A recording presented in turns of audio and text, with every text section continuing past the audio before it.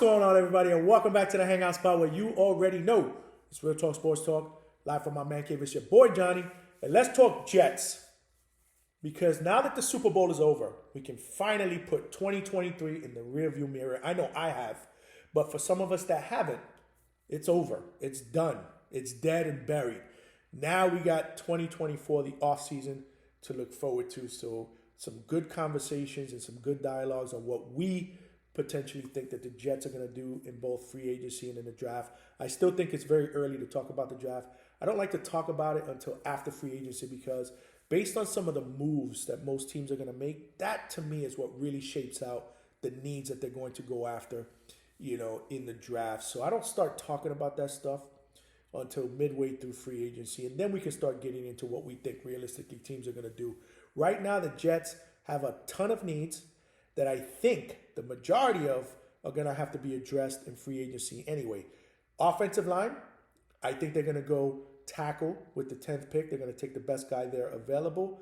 But let's not forget, they need more than one offensive lineman. Now, they do have multiple picks. They don't have a second rounder. I believe that they have 5 picks in total. They may have an extra one in the late rounds, a compensatory pick or something like that. But I'm not too sure. Either way, it wouldn't be a bad idea to see what's out there in free agency when it comes to offensive line. So what I did was I compiled a list of my 4 top free agent offensive linemen that I think the Jets should definitely consider if the price is right. And again, I'm not going to talk salary here. I know that, offensive line is a premium position of need. There's going to be a lot of teams that are going to be vying for some of these guys. I don't know if the Jets are going to want to get into a bidding war, especially since they're probably going to have to get a wide receiver and a backup quarterback, a veteran, obviously, in free agency. That's going to cost them some money. But then we're going to play some hypotheticals. Let's say we're in play and we have the money and we can pull it off. These are the top 4 guys that I think that the Jets could go after. Now, let's start with the most accomplished offensive lineman out there as far as achievements, as far as accolades. And that's Tyron Smith from the Dallas Cowboys. Make no mistake about it, when the guy is healthy, he is a Pro Bowl caliber player, and he's proven it in his 13-year career. He's been in the league for 13 seasons. He's 33 years old. He comes out of USC. He's 6'5", 320 pounds. And in those 13 years, he's an 8-time Pro Bowler, and he's a 2-time first-team All-Pro. So again, when he's out there, there's no question he can be one of the best tackles in the league. Now, the knock on him is the injuries, especially the last 4 seasons. To his credit, his first 9 years, he played 13 or more games every single one of those years. The last 4 years, though, not so much. 2020, he only played 2 games. 2022, he only played 4 games. Now, he did play 13 games last year. But again, at 33 years old, you got to wonder, is this going to be the common trend for a guy who plays a premium position and is going up usually against the other team's best and strongest and fastest pass rusher? So something to consider. My thing here is, what is he going to cost? And for a team that has had a history of bringing in guys on the offensive line that just get hurt, I don't know if the Jets are even going to look at that because I think his price tag is going to be too high, and there's going to be obviously some concerns that he's not going to be able to be durable enough to be out there the entire season. So I don't think they're going there. And honestly, I don't really blame them either. As good as this guy is, we just can't play that roulette game anymore. We got to get some guys who we feel are either younger and are going to be more durable. And for the most part, again, they're going to be diverse. If you need to move them around, maybe they're capable of playing other positions. So in my opinion, based on what he's going to cost, even though he's accomplished, I don't think the juice is worth the squeeze, but he's worth taking a peek at. But let's not forget, and what I always say is the best ability is availability. Even if he's good, if he's not out there, he can't help us win. Second guy I wouldn't mind the Jets taking a look at is from the Patriots, Mike Owenu.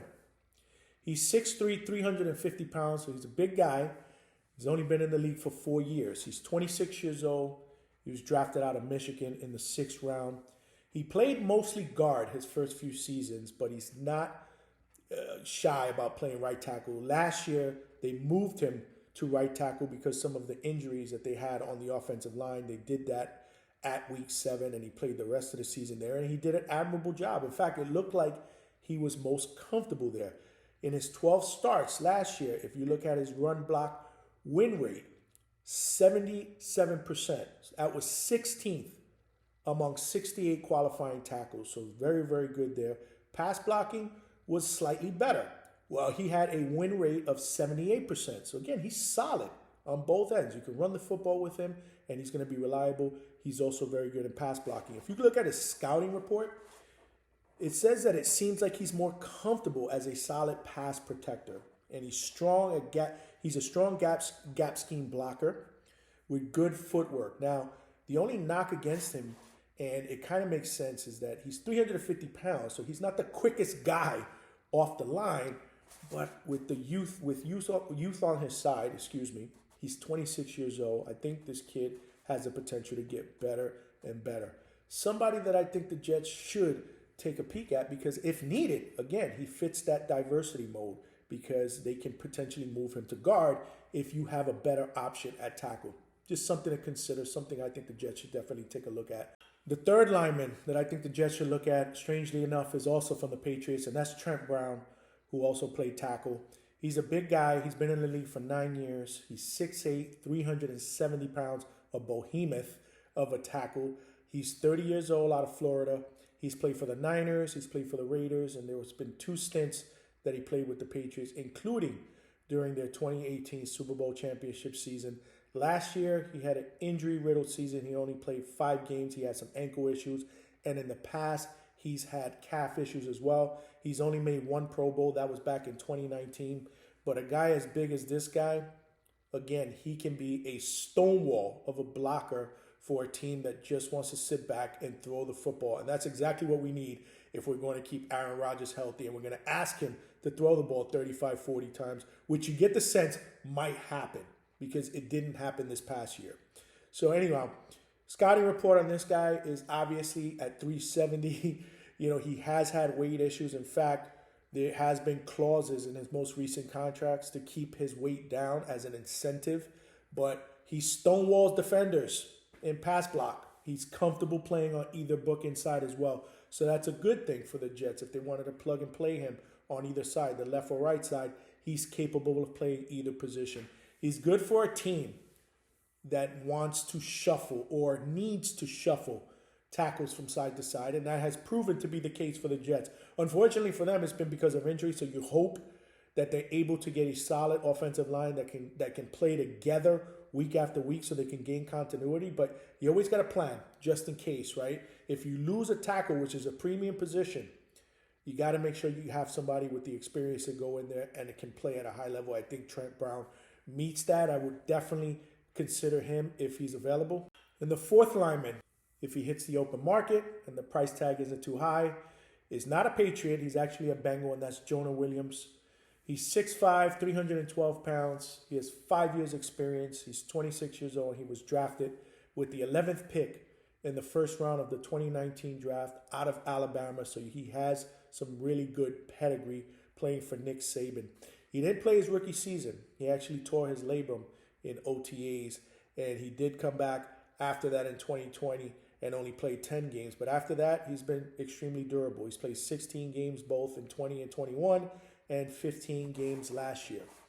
Now, the scouting report on this guy is, coming out of Alabama, a lot of people consider him to be a Sherlock Hall of Famer, which means he was going to get off to a fast start and he was going to take off from there. That hasn't been the case. He's been good, but he hasn't been great.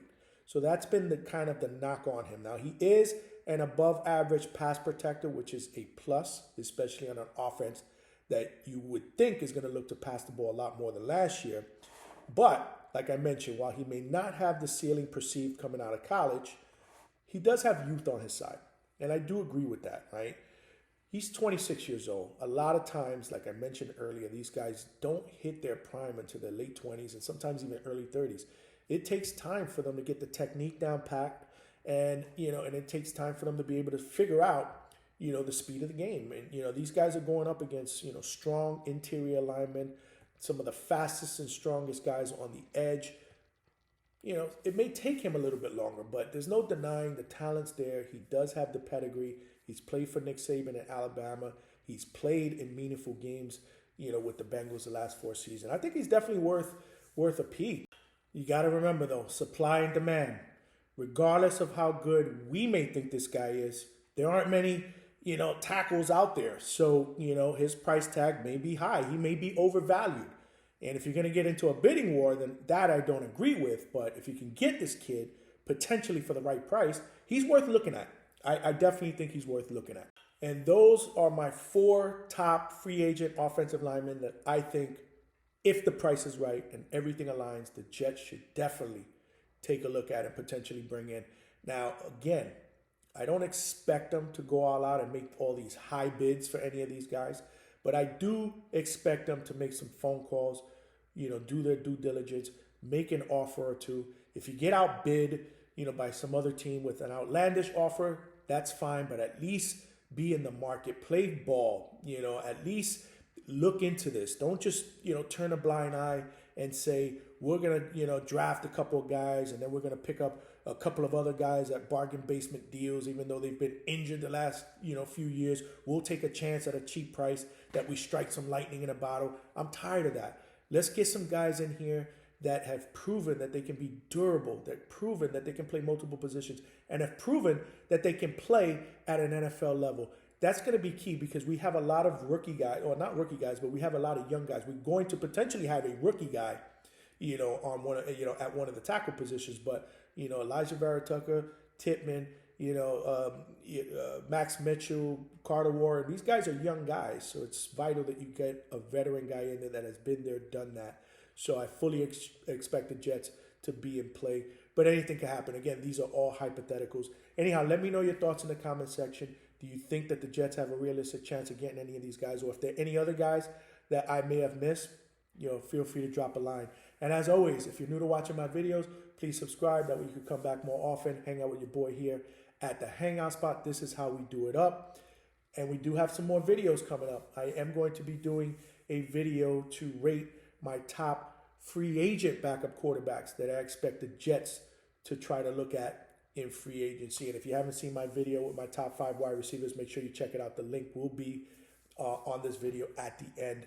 But as always, this is your boy Johnny, signing out from the Hangout Spot. Thank you for watching, and I'll talk to everybody soon.